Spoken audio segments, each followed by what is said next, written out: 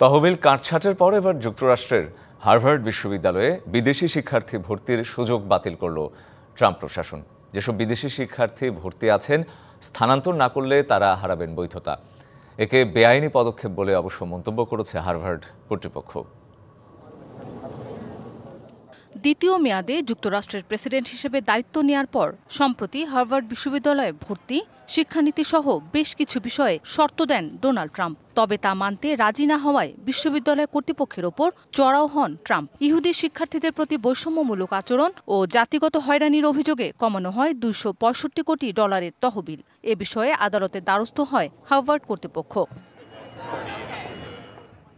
এ টানাপোড়েনের মধ্যেই এবার হার্ভার্ড বিশ্ববিদ্যালয়ে বিদেশি শিক্ষার্থী ভর্তির সুযোগ বাতিল করল ট্রাম্প প্রশাসন। যেসব বিদেশি শিক্ষার্থী ভর্তি আছেন, স্থানান্তর না করলে আইনগত বৈধতা হারাবেন তারা।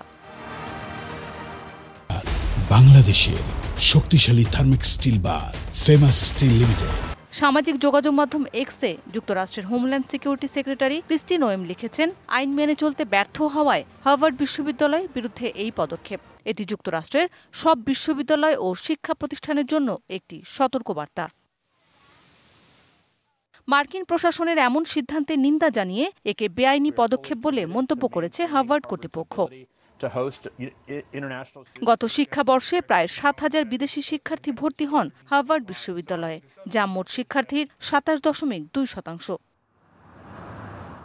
মৌসুমী শান্তা, ডিবিসি নিউজ ডেস্ক।